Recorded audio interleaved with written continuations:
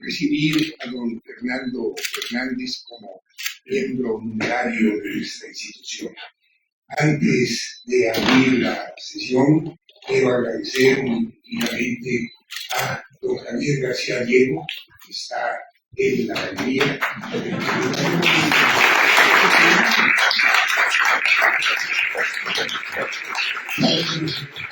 su generosa hospitalidad como director de la Capilla Cocina para llevar a cabo esta sesión.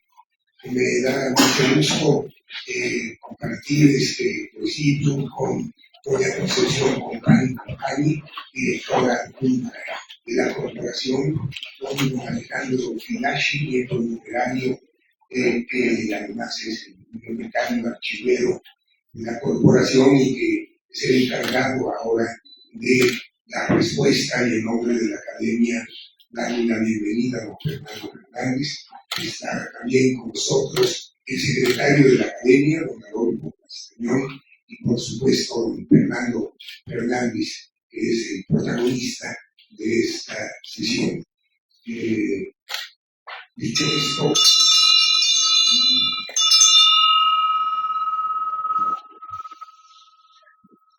se abre la sesión y tiene la palabra don Fernando Fernández.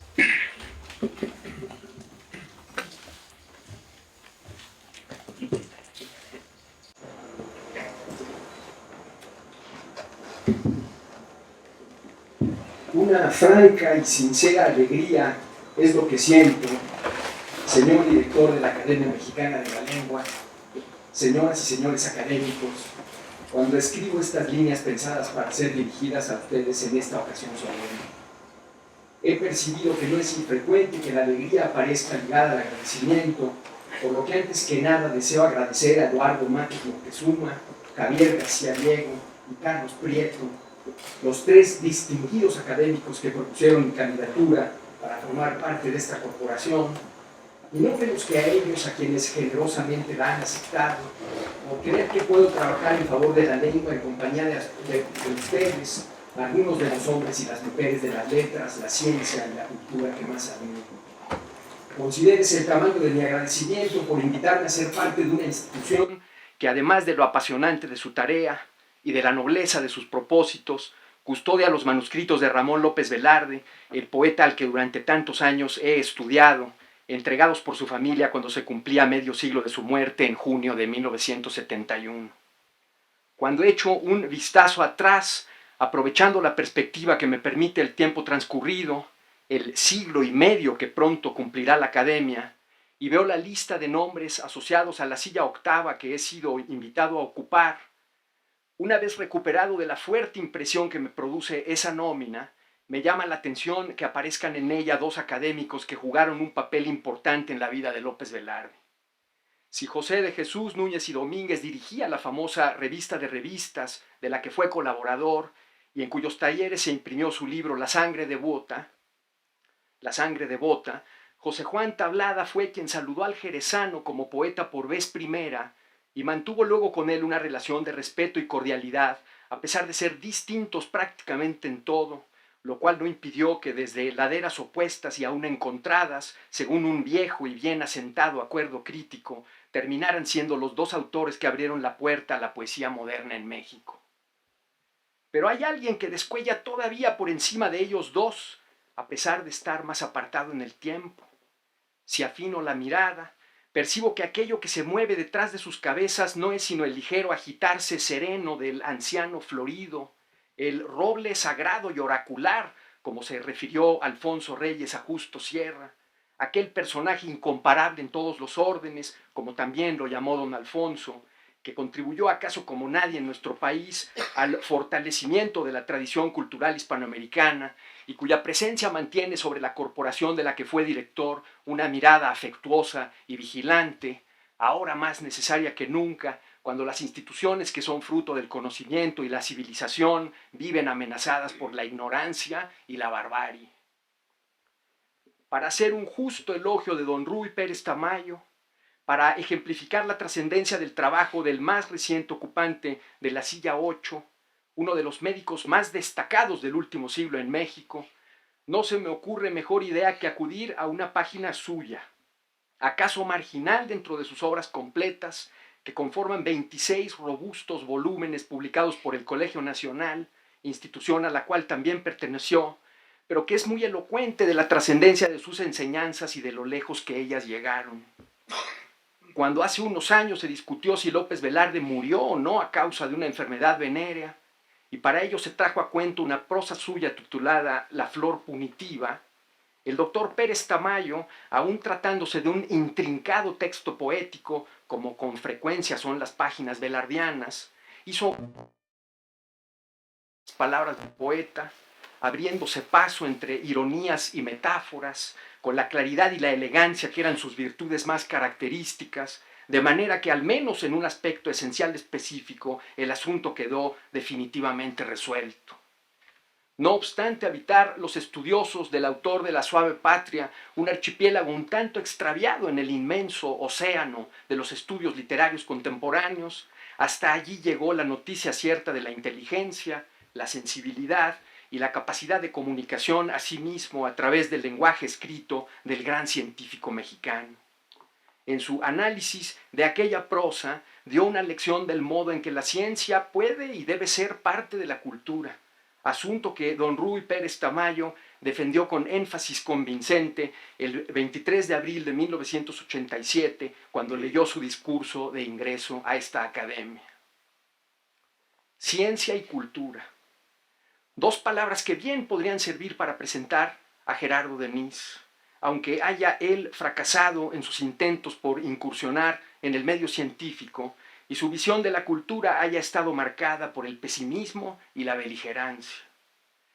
Nadie habría dicho que Juan Almela, como se llamaba en realidad aquel corrector de galeras de imprenta, cuya secura en el trato con desconocidos y su acento neutro resultaban, por paradójico que suene esto último, tan llamativos, fuera poeta, hubiera nacido en España y formara parte del exilio republicano en México.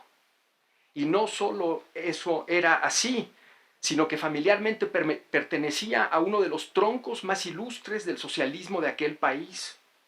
Su abuela paterna se había unido y luego casado en segundas nupcias con Pablo Iglesias, y como consecuencia de ello, su padre, quiero decir el padre del futuro Gerardo Denis, acabó siendo uno de los hombres más íntimamente relacionados con el fundador del socialismo en España, su hijastro nada menos y su primer biógrafo.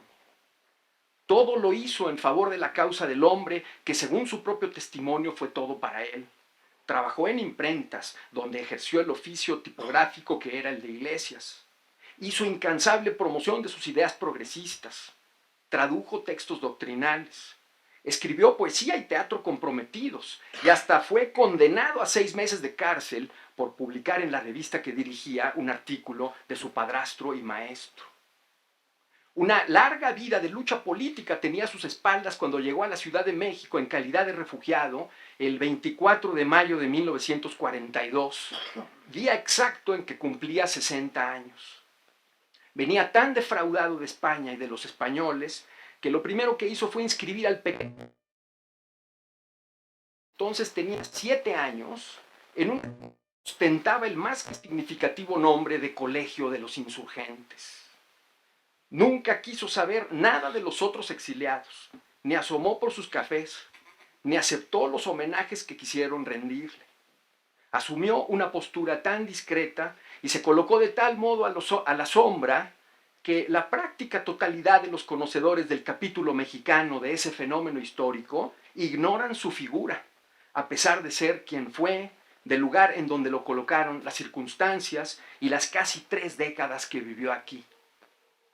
El enciclopédico El exilio español en México, 1939-1982, por ejemplo, editado por el Fondo de Cultura a principios de la década de los 80, ni siquiera lo menciona. Cosa que, por cierto, sí hace con su hijo, lo cual se explica porque éste había trabajado en esa editorial donde sobraban quienes conocían sus orígenes. Eso sí, la breve entrada consagrada al poeta dice que llegó en 1942 acompañado de su familia, de la que no añade nada más.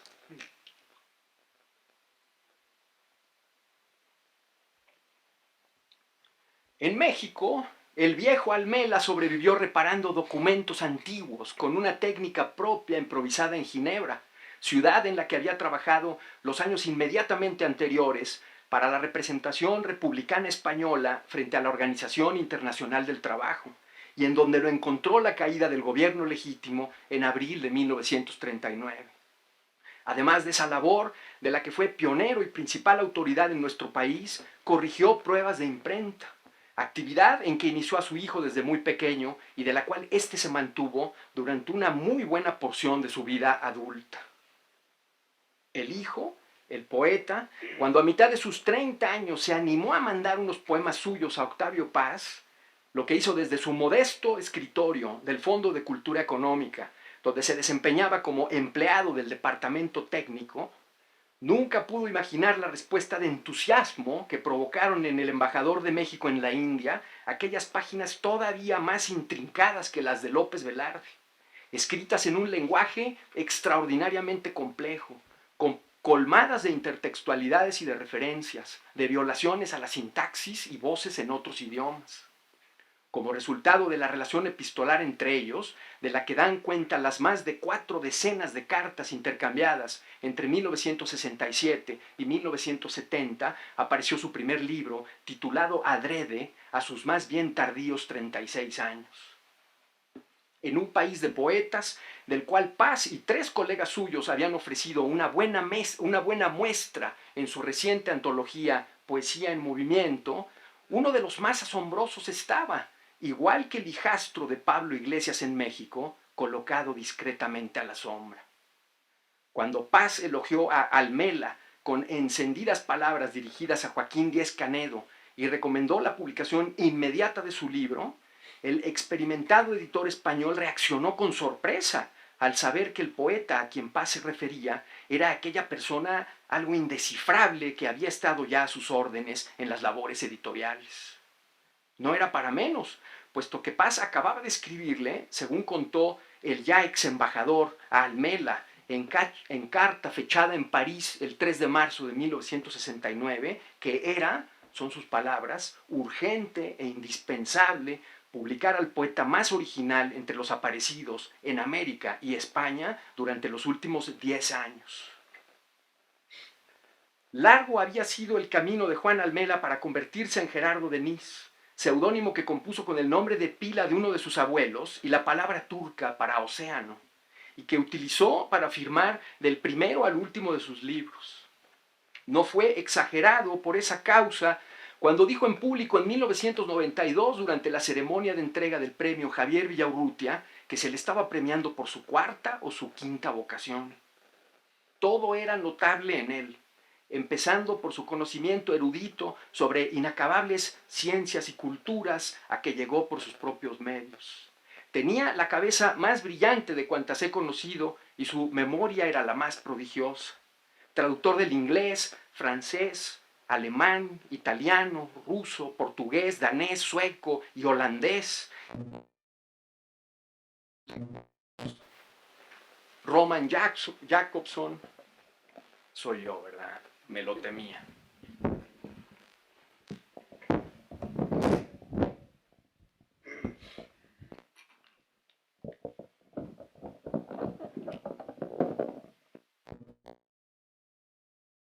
Gracias.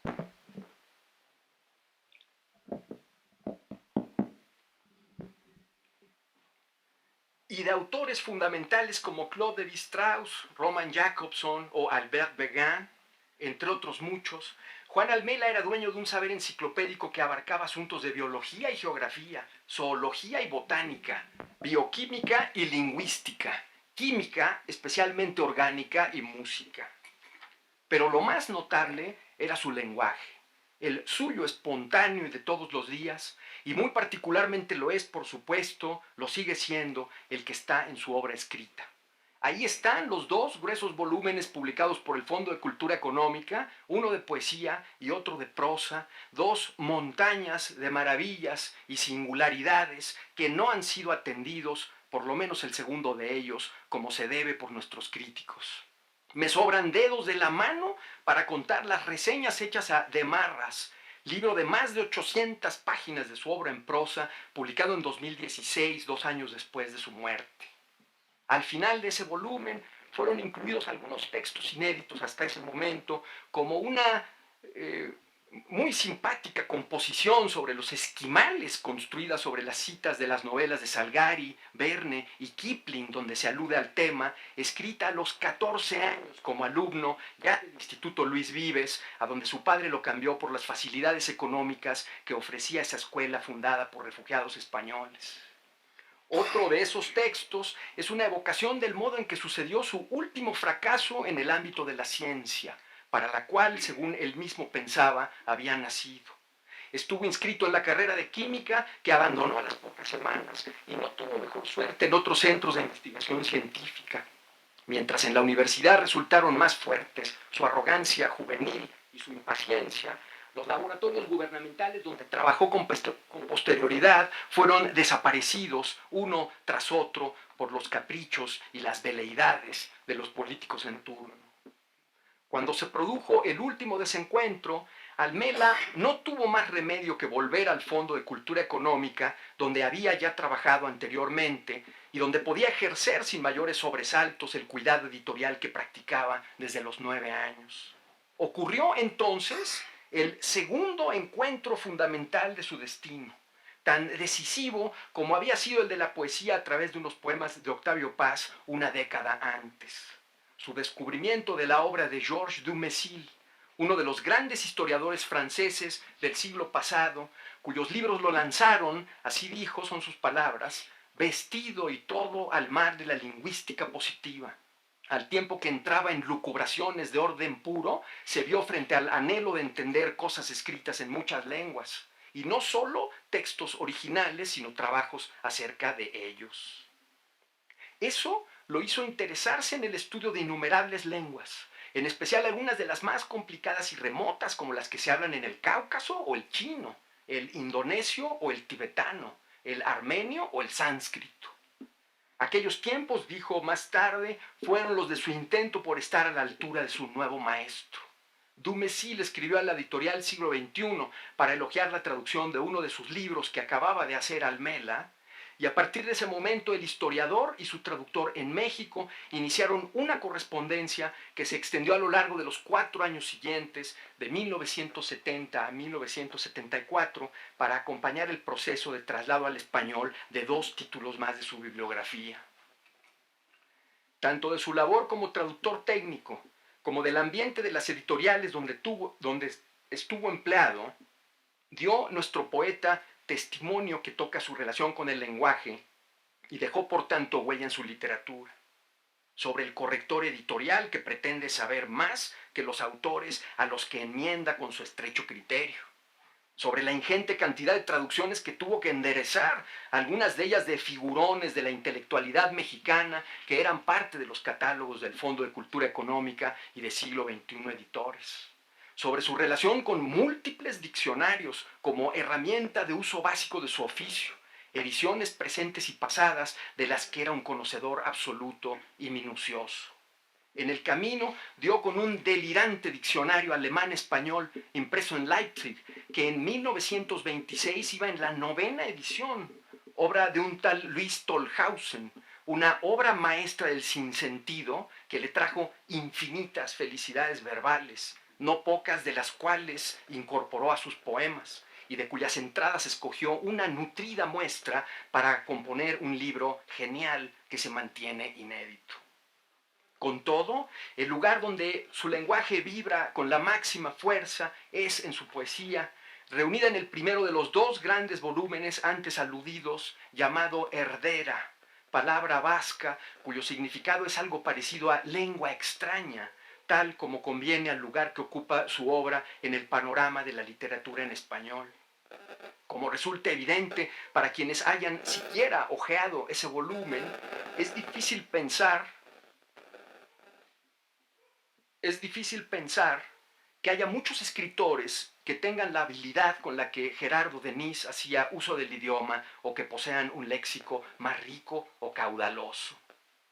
Para encontrar la génesis de su lenguaje hay que volver a los poemas que impresionaron a Paz, y quizás sobre todo a Gatuperio, de 1978, el segundo y más radical de sus libros, el que reúne sus páginas más apretadas, el caldo más espeso y condimentado, una olla llena de tropiezos de toda clase, tropiezos en el sentido gastronómico que se da al término en España, donde acabó de cocinarse su estilo. Según explica el diccionario de la lengua española, la palabra gatuperio está armada sobre la voz gato, a imitación de vituperio e improperio, y significa mezcla de diversas sustancias incoherentes de que resulta un todo desabrido o dañoso, lo cual tiene que haber sonado a gloria al provocativo e incómodo Denis. En el corazón de ese volumen hay una sección de poemas donde el poeta representa, sirviéndose de los escenarios y animando a los personajes de 20.000 leguas de viaje submarino de Julio Verne, uno de sus libros de cabecera, el glosario, los mundos, la temática toda de sus primeras vocaciones, y lo hace a través de escenas imaginativas y un tanto distorsionadas, colmadas de rareza y de misterios, inaugurando con ello una fórmula que repetirá más adelante y que el escritor argentino César Aira, muy admirador de su poesía, llamó verdaderas novelitas filosóficas pobladas de aventuras. Una vez descubiertos y acotados sus dominios, el poeta construyó una red verbal que tendió a transparentarse, como si después de inventar una lengua extraña, hubiese procedido a adelgazarla para que fuéramos capaces de asomarnos a ella, aunque nunca haya perdido durante ese proceso la esencia de su planteamiento original. Para describir lo que ocurre frecuentemente en sus poemas, me gusta recordar el modo en el que él mismo se refirió a una pieza de Béla Bartók, quien era, al lado de Dumézil, uno de sus penates. Me refiero al cuarteto número 5 de la autoría del músico húngaro, que Denis delineó de esta manera: áspero, luego matizado, extraño, de pronto desconcertante, hasta rematar en arista. Tratándose de un autodidacta prácticamente en todo, es explicable que su mayor orgullo fuera cuanto sabía, y la aplicación de ese orgullo estaba en el hecho, defendido incansablemente por él, de que la totalidad de la materia que conformaba sus poemas era necesario y respondía a una perfecta explicación racional. Para probarlo, escribió unos textos que bautizó como visitas guiadas, un catálogo comentado de los materiales, ingredientes los llamaba, que componían cada poema. Más de 3 decenas de prosas de este tipo fueron reunidas con el tiempo y publicadas como conjunto más tarde, en el año 2000. La existencia de esas visitas guiadas nos permite no solo conocer al detalle su mecanismo creativo, sino apreciar hasta dónde el poema puede tener inacabables rincones, ángulos inesperados, matices significativos a la espera de ser descubiertos. Aunque la felicidad que nos proporciona como poesía pueda yacer en cualquiera de los niveles en donde nos encontremos, sin que el hecho de que permanezca algo por ser revelado nos prive, o no por fuerza, de una plena experiencia poética. Pongo un ejemplo de lo que quiero decir. Se trata de un breve poema llamado Brugère, igual que un preludio para piano de Claude Debussy. Aunque está trufado de referencias en principio ocultas, 5 en apenas 8 versos, el poema, sin importar que no reconozcamos ni una sola de ellas, transmite belleza y emoción. Brugère, después de aquellas nieblas y hojas muertas, dispuesta pero no te decidías, se vio tu borde erizado al desvestirte ante la lámpara. Cuentas de Bailey, pero es de frío, vaya, como dijo el tocayo Jean Sylvain. Y contra la costumbre en los eclipses, un pájaro cantó, posado en la madera de hacer pipas, mientras duró la totalidad. Si no fuera poesía, y si no se cumpliera por tanto a plenitud en su desnudez, para cuya justa apreciación no se necesita nada más, podríamos decir que es un lenguaje cifrado el que oculta lo siguiente. 1. La palabra brugère es francesa y significa brezo, brezal, que es un arbusto europeo clásico con cuyas raíces solía hacerse pipas. 2. Las nieblas y hojas muertas del primer verso son asimismo títulos de piezas cortas para piano de Debussy. 3. Las cuentas de Bailey mencionadas en la cuarta línea son el nombre de la refracción que producen en los eclipses de sol los valles de la luna y sus cráteres al coincidir los bordes de ambos astros. 4. El tocayo de Bailey, Jean-Sylvain Bailly, fue un político y astrónomo que jugó un papel importante en la Revolución Francesa y a quien, poco antes de ser pasado por la guillotina, alguien hizo notar que temblaba, a lo cual contestó que era verdad, que estaba temblando, pero no de miedo, sino porque tenía frío. Y 5, como es sabidísimo, por último, los pájaros no cantan durante la fase de plenitud de los eclipses. Aunque el texto no exige que reconozcamos todas esas alusiones para apreciarlo, Bruguière funciona en un nivel superior y comunica más y mejor a quienes sí pueden hacerlo. Nosotros, que ahora estamos al tanto de ellas, gracias a que nos han sido señalados sus ingredientes, podemos apreciar la totalidad de las vetas del poema. Bruguière, después de aquellas nieblas y hojas muertas, dispuesta pero no te decidías, se vio tu borde erizado al desvestirte ante la lámpara, cuentas de Bailey, pero es de frío, vaya, como dijo el tocayo Jean-Sylvain. Y contra la costumbre en los eclipses, un pájaro cantó posado en la madera de hacer pipas mientras duró la totalidad. Infinidad de ejemplos hay de ese género de poesía que posee tanto material para entretener a los curiosos y trabaja felizmente al mismo tiempo liberada de las ataduras referenciales. La poesía de Denis exige que abramos nuestro criterio y nos dejemos ganar por la fuerza de la sensación y el poder de la sugerencia, como resultado del cual se impone una extraña belleza expresiva.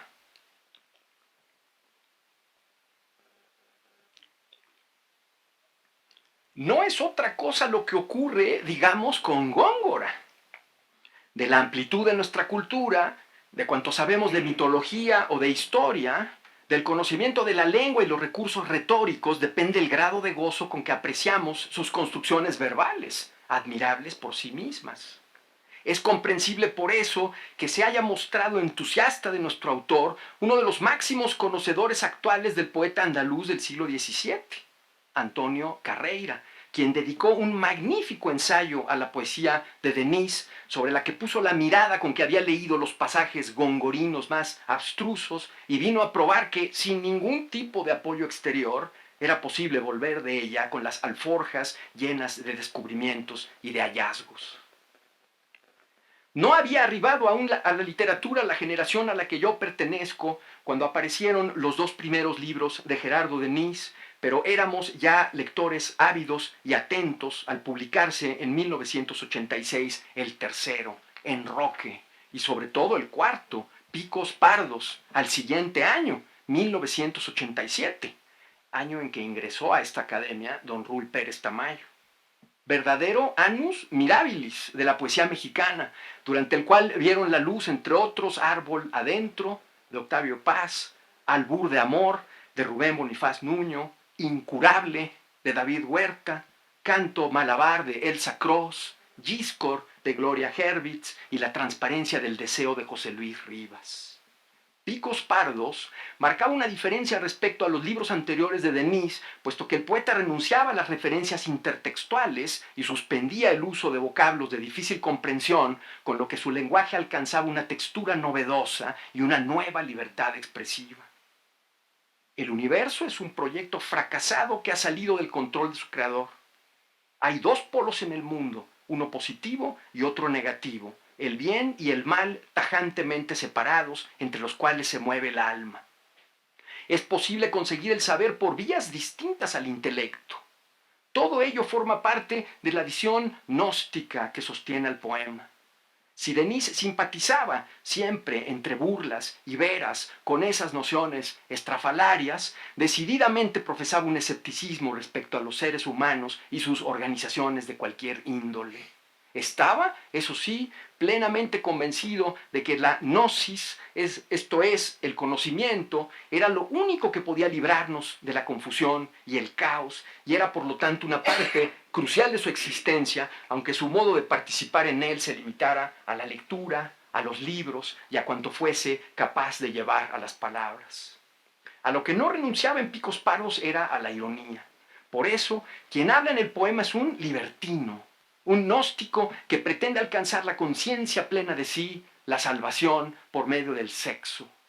La doctrina gnóstica afirma que la luz, que proviene de las alturas, cae solo accidentalmente en la materia oscura, viscosa y perecedera de la que estamos hechos.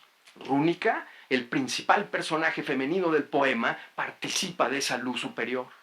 En una de sus apariciones se nos dice de su conmovedora hermosura que no ha sido reconocida aún por el monarca del reino de Cotar, quien todavía no le ha concedido, escribe el poeta, una jarretera capaz, una calabaza amueblada, cualquier sinecura o guiño, algo en resumen que conmemore semejante concentración salvaje de luz en la materia. Resulta tan afortunada la creación de la muchacha, cuyo nombre proviene del antiguo alfabeto escandinavo, compuesto por runas, el llamado alfabeto rúnico, que Denis la revive al año siguiente para ser la protagonista de las aventuras recogidas en la primera sección de Grosso Modo, publicado en 1988, en que recupera el método compositivo de sus libros anteriores. El poeta bautizó la serie como fosfenos, precioso término con que nos referimos a las falsas sensaciones de luz producidas en la retina, como cuando nos tallamos los ojos, y con ello se refirió al engañoso papel que juega la luz en los llamados del erotismo y el sexo. A lo largo de los 18 poemas que conforman la serie, encontramos a Rúnica lo mismo pedaleando en bicicleta entre las olas del Atlántico Norte que haciendo turismo en Europa. En España, por ejemplo, contempla bacalao a la vizcaína y devora una punta de los fusilamientos del 3 de mayo. Ya he contado en otro lugar, con el detenimiento que merece el caso, cómo un par de versos de la serie Fosfenos me permitieron asomarme después de no poco intentarlo por vez primera con la perspectiva adecuada a la poesía de Gerardo Denis. Gracias a esos versos pude empezar a apreciar la raridad de su encanto, su sofisticación, su sentido del humor. Rúnica escucha a su melancólico amigo contarle que en cierto lugar de la calle de Rosas Moreno estuvo un negocio llamado El Suplente, del que dice: allí alquilaban ropas insólitas, fraques y futraques, atuendos de odalisca suripanta, de mar grave. Al tiempo que experimentaba ese descubrimiento, aquí ya empezaron a verificarse algunas experiencias similares que me dejaron paladear, aunque no por fuerza entendiera el significado de las palabras, a veces de ninguna de las palabras, el lujo verbal de sabor algo amargo, parecido al de ciertas bebidas aperitivas como el que hay en estos versos. Lo malo es esa manigua poblada de grillos y leopones, esa insuflación de burbujas en el tuétano. Otros daban cuenta de una exquisita elegancia. Sírvete, Horacio, toma, Lucano, que le toque una cereza a Saladino, todo sea común entre amigos. La misma que hay en estos otros. Guapo de Racotis, ahora sí que delinquiste, y la justicia helenística es cruel. 3, 4 ejemplos son estos, entresacados de los muchos que llenan las páginas de sus libros, de su capacidad para dar nombre a las cosas. Del mismo modo, cuando reunió sus textos más reactivos, recurrió a la elocuente expresión anticuerpos, tomada de la química sanguínea para ponerles título. Cuando dio a la imprenta un grupo de ensayos de un calado distinto al de sus obras mayores, sin perder de vista que, como se trataba de textos autobiográficos, bien podría decirse de ellos que representaban un relativo desnudamiento, los llamó paños menores.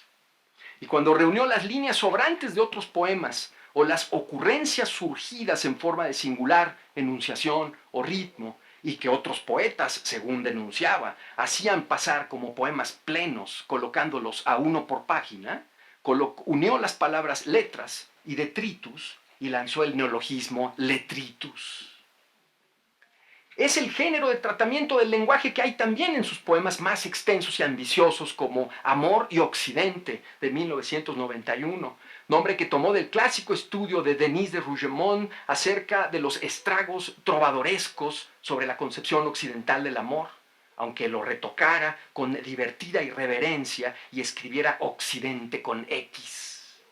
En los versos de esa obra acudió Denis a la trama y los personajes de una vieja novela, Urania, de Camille Flammarion, la cual revivió para contar su versión de algunos hechos imaginarios, montándose para ello en la fantasía de aquel astrónomo y poeta francés del siglo XVIII que defendía la pluralidad de los mundos habitados.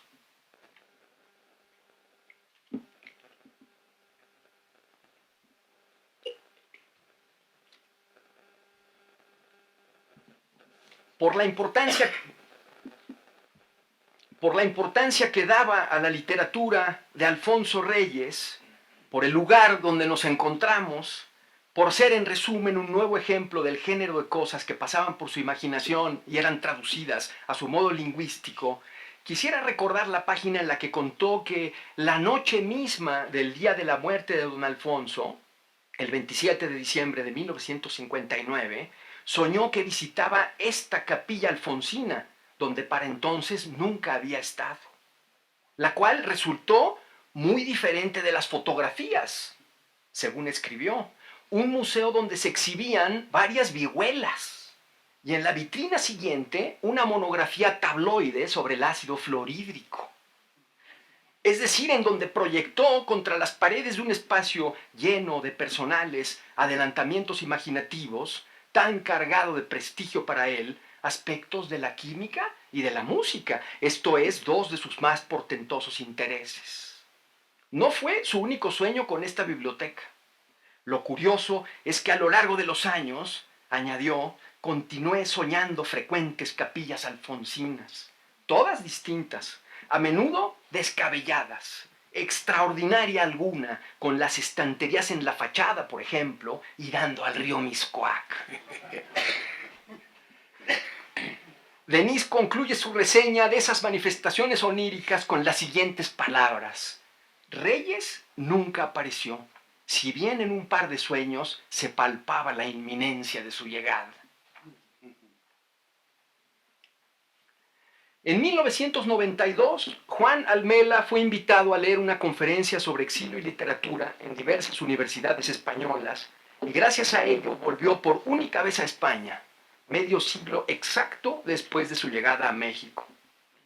En aquella ocasión dijo que no reconocía como suya la aspiración de regreso que suele adherirse al concepto de exilio. A diferencia de lo que pasaba con sus compañeros, contó entonces, en su casa de infancia jamás fue mencionada siquiera la posibilidad de volver a la patria perdida por la guerra civil. La política había destruido la vida de su padre. Y él, gracias a los 2 años que estuvo inscrito en una escuela mexicana, nada más llegar al país, quedó vacunado, así decía, contra los efectos del discurso que alimentaba a la gran mayoría de los refugiados en México. Se refería a ello porque aceptaba que era capaz de hablar de exilio, por supuesto, tal como se le solicitaba, pero del suyo propio, al que lo condenaron las estrecheces económicas que padeció durante toda su vida, del que lo mantuvo apartado de sus primeras vocaciones, los paisajes hacia donde volaba su curiosidad o se enraizaban sus intereses, de aquello que no pudo llevar a cabo y terminó conduciéndolo, para sorpresa de sí mismo, tardíamente, a la literatura. Según él, en su historia personal se habían acumulado diversos exilios, y exilio se había sentido en las editoriales donde pasó gran parte de su vida adulta. Habría que sumar a eso el fracaso de las ideas que con tanto fervor defendió su padre en España, las divisiones y los odios que se impusieron entre los compañeros de causa, la trágica, sangrienta, salvaje guerra civil que vino a continuación, para que podamos entender su rechazo a cuanto sonara doctrinas e ideologías, las de todos los signos, vinieran de donde vinieran y adoptaran el aspecto que adoptaran. Especialmente el marxismo y el culto a Fidel Castro y la Revolución Cubana, que según su testimonio hacían irrespirable el ambiente de las editoriales donde padecía lo que para él, refugiado de segunda generación, era un exilio peor que el de cualquier accidente histórico, por tajante y de grandes dimensiones que éste hubiera sido. De eso y no de otra cosa son consecuencias su lenguaje, su relación con las palabras, su poesía. De eso y no otra cosa es consecuencia la feroz libertad con la que escribió, la crítica a veces severísima que llevó a la práctica, la postura innegociable que mantuvo hasta su muerte y que resultaron, tanto como su literatura misma, tan inspiradoras para algunos de nosotros, quienes encontramos en ellas no solo un orden literario y estético conseguido y perfecto, sino también un revulsivo eficaz, un oportuno y pertinente acicate, una sacudida artística y humana que influyó decisivamente en nuestras vidas. Uno de los principales investigadores de la literatura del exilio español en México, el navarro Eduardo Mateo Gambarte, dijo que entre los poetas a los que dedicó diversos estudios, Gerardo Denis destacaba por poseer, debajo de una gruesa vestimenta de dificultades, una palpitante intensidad vital repleta de emociones. Y a algo parecido se refirió Dumézil en la carta que fechó en París el 12 de enero de 1972, cuando escribió a su interlocutor que lo que más disfrutaba de su correspondencia, lo que más decididamente le comunicaba en sus misivas, era lo que llamó el sentimiento de una vibrante humanidad. Nunca dejó de escribir Juan Almela, y lo hizo hasta poco antes de su última enfermedad, prácticamente a ciegas, en líneas torpes y casi ilegibles que se encimaban unas sobre las otras, sin respetar las rayas del cuaderno que ya no veía. En esas condiciones redactó Patria, un sentido y especioso recuento de su única visita a España, ya para entonces en más de 70 años. Habló allí el poeta del magma de que estaba hecho, que bullía por debajo de las placas recortadas en amianto de que fue recubierto al nacer, las cuales nunca embonaron bien y con el tiempo se quebraron o fueron tiradas o robadas, y entre cuyas junturas, dice en uno de los versos, el magma inagotable resuma y escurre sin reposo. Tal como se retrata en ciertos momentos de ese poema, me gusta recordarlo, y es allí donde deseo despedirme de él, siquiera por esta noche. Señor director de la Academia Mexicana de la Lengua, señoras y señores académicos, en tanto recorre los campos de Soria y en su cabeza resuenan los largos arpegiados del coral de César Franck, o cuando vio el enorme gato negro que cruzó por la carretera llegando a Zugarramurdi, del que dijo que era descendiente rectilíneo de los que en otros tiempos ennoblecían los aquelarres. Y todavía mejor, en fin, en el aeropuerto de Barajas, poco antes de abordar el avión de regreso a México, cargando un saco de viaje lleno de turrones y de libros en euskera, al contemplar en el tablero del aeropuerto el anuncio de los vuelos a lugares como Kuwait, Helsinki, Ankara, Sydney, vía Yakarta, de todas esas líneas aéreas que van, dice en el poema, pero de veras, a todos mis mundillos. Confío en que este paseo sumario por fuerza haya sido suficiente para suscitar en ustedes la inquietud de asomarse a la obra de este extraordinario poeta, el cual, con el orgullo de que siempre se acompañó, con su sabiduría literaria y su profunda verdad humana, esta noche ingresa de mi brazo en la Academia Mexicana de la Lengua. Muy bien.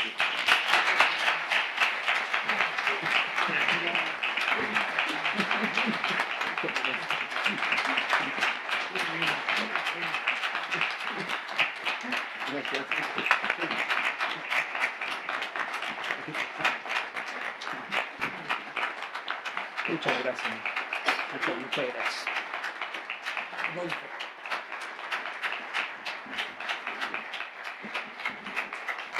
Gracias, muchas gracias.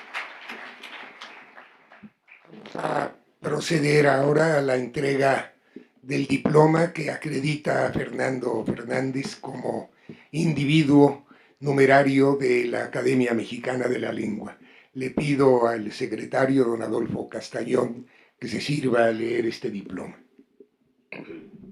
Con mucho gusto, señor director.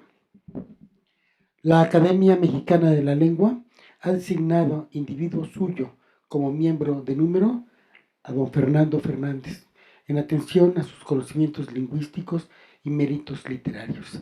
Para que así conste, se expide este diploma en Ciudad de México el día 17 de agosto de 2023. El secretario, Adolfo Castañón, el director, Gonzalo Salón.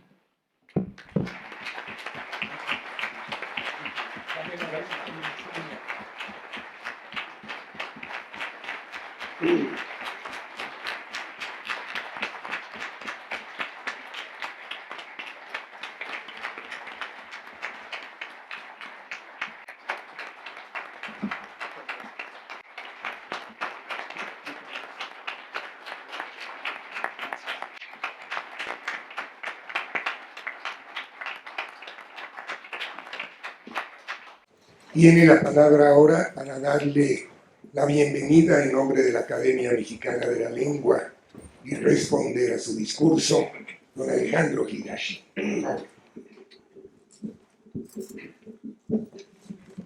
Señor director, don Gonzalo Celorio, señora directora adjunta, doña Concepción Compani, señor secretario, don Adolfo Castañón, señor académico de número, don Fernando Fernández, señoras y señores académicos de número y correspondientes, público que nos honra con su inestimable presencia. Estamos aquí para festejar un ingreso luminoso. No tengo otro adjetivo que describa mejor la obra de Fernando Fernández. Si la luz es un agente que hace visibles los objetos, la obra ensayística de Fernando Fernández nos ha iluminado más de una vez con problemas y soluciones que ayudan a leer más y mejor una obra literaria. Si la luz es la claridad que irradia los cuerpos en combustión, su poesía nos la ha brindado contigo. Si la luz son los protones y electrones en la inquieta danza cósmica, a menudo su voz en la radio nos ha electrizado. Si la luz en plural sugiere inteligencia y erudición, no en balde hablamos del siglo de las luces, los proyectos culturales que ha encabezado nos la han brindado sobradamente. Como un Midas facundo, de sonrisa fácil y contagiosa, Fernando Fernández se acerca a la poesía y compone el ciclismo y los clásicos. Oda a la pluma, Palinodia del Rojo, Chirimoya, Oscuro Escarabajo y 3-4 poemas. Frecuenta el ensayo literario y nace contra la fotografía de paisaje y viaje alrededor del escritorio. Reside por algunos años en Oviedo y publica una intensa saga familiar titulada Oriundos. Se apasiona con la obra poética de Ramón López Velarde y transmuta en el máximo conocedor del poeta jerezano con Mi sombra de disturbio y La majestad de lo mínimo. Contrae COVID y compone Almas flexibles.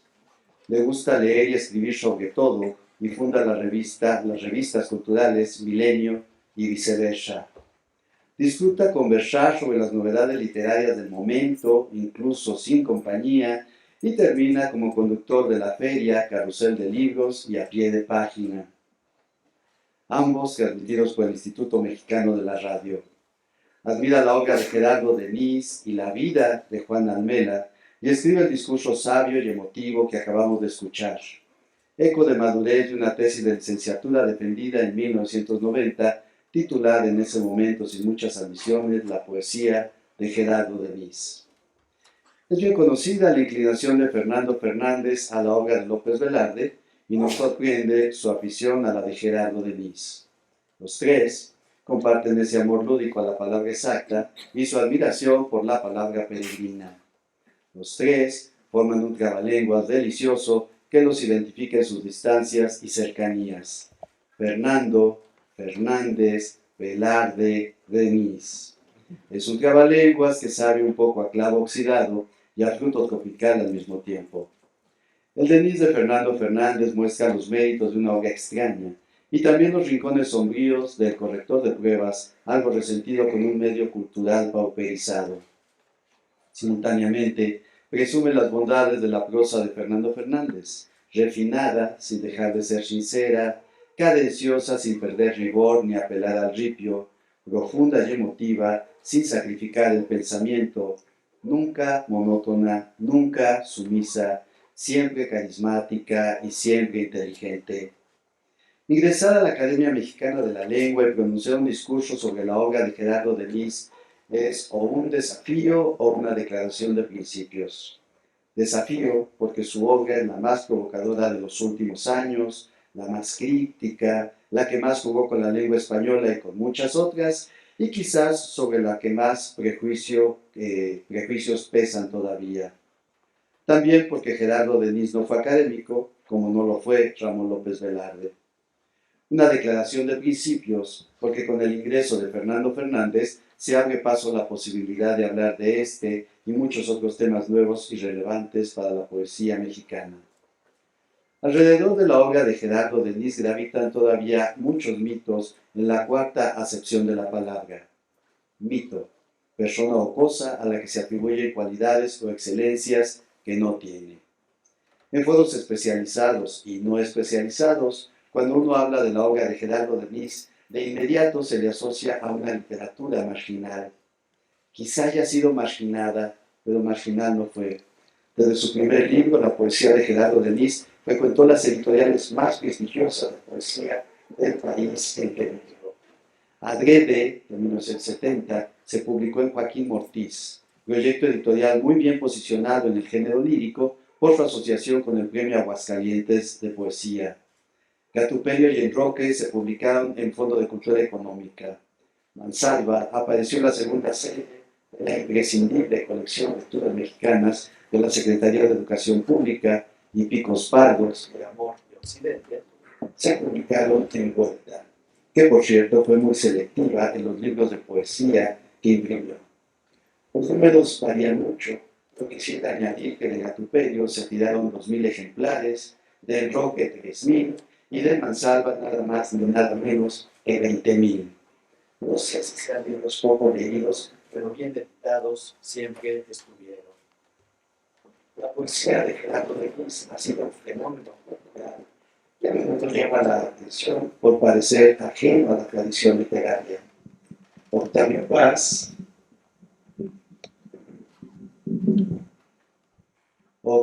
Paz, quien fue muy precavido al hablar de la poesía mexicana coetánea, reseñó a Adrede en 1970 y dijo sobre él que era marginal y por eso mismo también central. Y habló de una, cito, paradójica marginalidad central de la poesía. Y casi 40 años después, Josué Ramírez publicó Denis a Mansalva. Ahí, Minerva Reynosa, la poeta, hace un recuento inteligente del deslumbramiento crítico que provocó la obra de Gerardo Denis en Octavio Paz, Aurelio Aciaín, Fernando Fernández, Pablo Mora, José María Espinaza, Víctor Manuel Mendiola, José Javier Villarreal, Ulalume González de León, José de la Colina, David Huerta, el mismo Josué Ramírez, las mejores plumas críticas del país y las mentes más lúcidas se han esforzado por entender y explicar esta poesía que según los reclamos es marginal, aunque según la evidencia resulta central. Quizás sea tiempo de reintegrar a Gerardo Denis al mapa de la tradición mexicana para que sea central del centro. Su obra, a menudo en deuda con los tecnicismos de las ciencias duras, rompió con el estereotipo de un lenguaje poético hegemónico hecho de lampos y transparencias. Pero esto ya lo había hecho Carmen Mondragón en Óptica Cerebral de 1922, cuando combinó los recientes avances de la neurología con sus inquietudes líricas. Versos como, y cito a Carmen Mondragón, el ultramar de las cosas es la línea que acusa la importancia del volumen que representan el espacio, que figuran por mucho los mejores momentos del racionalismo denisiano. El humor rebuscadamente culto y desafiantemente vulgar de Gerardo Denis ya estaba en el Prometeo sifilítico de Renato Leduc y en muchos otros lugares de su obra. Ni hablar del enfoque erótico o incluso pornográfico como en su Euclidiana. Cito a Renato Leduc. Por el vértice unidos, con ardor incidente, sobre el rombo impasible de un tapete de Persia, 4 muslos albeantes epilépticamente sufren raptos de fiebre y colapsos de inercia.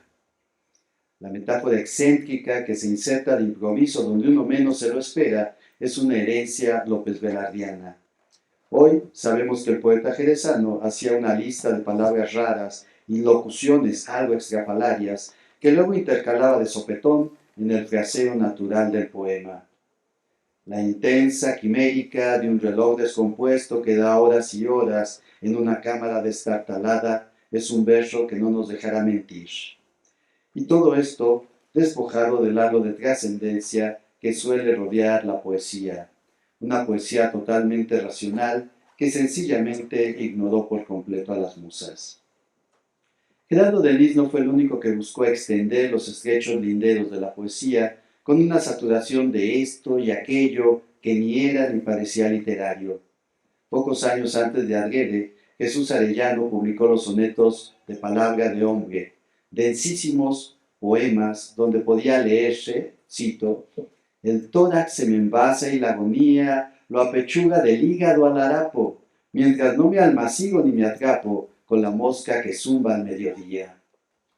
Alejandro Aure, en Alianza para Vivir, escribió, cito, la calle Shakespeare tiene numeración corrida hasta el 200, más o menos. Está atravesada por numerosos nombres importantes, al principio es ancha y un poco ruidosa, pero a la segunda cuadra una pequeña glorieta divide el pasado y el futuro. Denis no estuvo solo, quizás nada más lo hemos dejado solo, pero esa es otra historia. Hoy estamos aquí para recibir a un nuevo miembro de Número, de cuya silueta se desprenden 3 sombras severas, la suya, la de Ramón López Velarde y la de Gerardo Denis. Bienvenido, Fernando Fernández, a tu casa, la Academia Mexicana de la Lengua.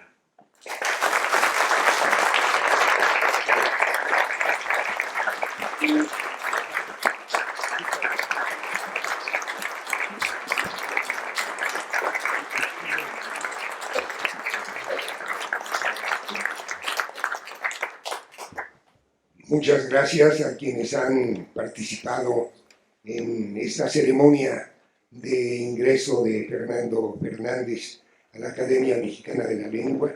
Muchas gracias a los señores académicos, numerarios y correspondientes que están ahora aquí presentes y a todos los asistentes. Muchas gracias. Buenas noches. Se levanta la sesión.